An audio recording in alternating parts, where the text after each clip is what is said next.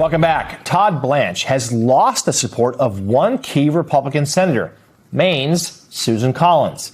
Collins now saying that she cannot support him as Attorney General because the Department of Justice has become, quote, increasingly political, and that he's taken several actions that have further eroded the department's independence. So let's just give you a reminder on the math now. Blanche can't afford to lose two Republicans and still get confirmed. So all eyes now turn to Alaska Senator Lisa Murkowski as well as Louisiana Senator Bill Cassidy. Now, Murkowski has a history of breaking with her party, and Cassidy lost his reelection bid to a Trump-backed primary challenger. So perhaps he has nothing to lose. But neither has yet to signal which direction they're leaning. Nothing on Todd Blanche? No comment. Have you decided how you're going to vote? No comment. Senator Murkowski, who I talked to yesterday, she's deliberating. So we know what he needs to get. And we also, of course, don't yet know if Mitch McConnell would be willing to cast a vote at all. Joining me now, willing and able. Joining me now, MS Now's Michael Schnell on Capitol Hill. Michael Feinberg, MS Now National Security and Intelligence Analyst and former FBI agent, Assistant Special Agent in Charge, also with us, and David Drucker back as well. My thanks to all of you. Michael, let's start with you. What is the latest we've heard as to the reasoning behind Collins indicating that she will not back Blanche? Yeah, Jonathan, we knew that Susan Collins was on the fence. She was undecided in the lead up to her announcement, but yesterday she broke her silence on saying where she stands, saying that she will vote against Todd Blanche. Essentially, it boiled down to the fact that she believes the DOJ has become too politicized and believes that Todd Blanche has taken a number of political actions that led her to this vote. She pointed out a number of items, including that anti-weaponization fund, the audit immunity, and then the DOJ recommending charges for Senators Mark Kelly and Alyssa Slotkin after they put out that video telling members of the military that they are allowed to disobey illegal orders. Now, that brought Susan Collins to her no vote. She was the first one out of the gate. But as you mentioned, there are still two key wild cards that we're waiting for, because if both of them vote no, that would be Bill Cassidy and Lisa Murkowski, Todd Blanche's nomination will fail. You just showed before, I spoke to Bill Cassidy this morning. He told me still no comment on the nomination. That has been his position for days now. Lisa Murkowski is now deliberating, but Todd Blanche said earlier that he's confident he will indeed get the votes. Take a listen to what he had to say just a few minutes ago.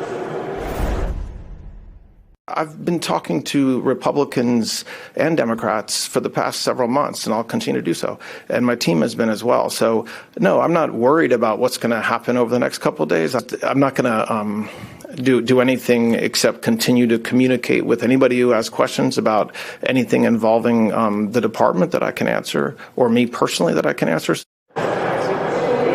Again, Jonathan, this is all going to come down to Bill Cassidy and Lisa Murkowski. They have not yet said how they plan to vote. So certainly Todd Blanche's confirmation, not certain just yet. David Drucker, call me a cynic. But Republicans are very, very good at keeping their party in line. And I just do wonder if perhaps Senator Collins was, shall we say, given permission to vote no, because that vote may help her in her tough reelection fight in a purplish blue state, Maine, because GOP leadership knows Blanche has already got enough backing. Yeah, it's interesting, although I never give politicians credit like that for being that sharp, because imagine everything else they'd get right. But it's a real freebie for Collins and a great way for her to demonstrate back home that she's willing to cross her party from time to time, because this is a real high-profile issue. And it revolves around something that has disturbed Republicans and Democrats, both on the Hill and in the country, and that's this so-called anti-weaponization fund and this sweetheart IRS deal for the president and his family. But, as you note, we often see Republicans hem and haw and grind their teeth, and then eventually, find a way to get to where the president wants them to be. Now, clearly, Todd Blanche helped with this, sort of written agreement that he wasn't going to bring back the anti-weaponization fund and the IRS deal. Obviously, the president hasn't given up on it yet.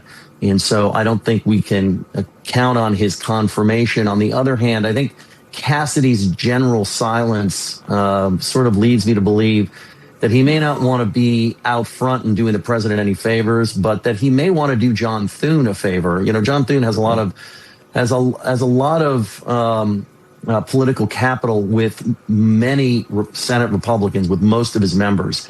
And Thune being able to process this nomination, given that Todd Blanche has provided in writing to Cornyn and Tillis what they wanted regarding the fund and the IRS deal, leads me to believe that Blanche can be confirmed. Now, as Michael said, whether or not he is another story. So, Michael Feinberg, Cornyn and Tillis had their objections, as David just said, to the weaponization fund, to this IRS deal for President Trump and his family. Blanche seems to have mollified them with some adjustments, some written documents. But we have spoken to legal experts for days now saying, well, there are significant loopholes here and that, they could be revived. And let's be clear, President Trump continues to vociferously campaign for them, saying, I want these things. Yeah.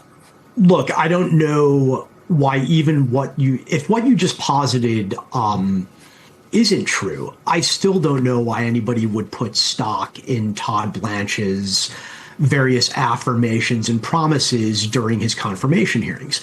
This is somebody who, when he was going through the process to become Deputy Attorney General, promised up and down that there would be no politicized prosecutions under his watch at DOJ. Now, perhaps he thinks he's kept that promise in some cloud cuckoo land fantasy. But I think folks like Jim Comey, Letitia James, the Broadview Six, Don Lemon, David Hearn at the Reflecting Pool, they might disagree that there's been no political prosecutions at DOJ, as might anybody who's read a newspaper in the past 18 months. So I don't think we should be taking any of Blanche's promises about the weaponization fund or about anything else with any degree of seriousness. David Drucker, back to you for a political question. In Cornyn's, he explained his explanation for why he was coming around here. He said, I'm paraphrasing, but only barely, that there's nothing they can do to rein in the president.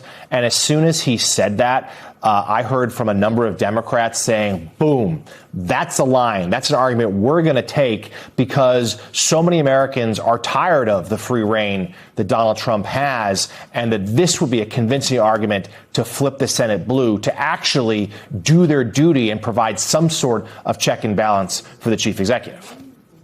Well, look, it's certainly a good message to run on, particularly because the Senate and the House, for that matter, exists in part to rein in the president, right? It's checks and balances, and Congress is the supreme branch.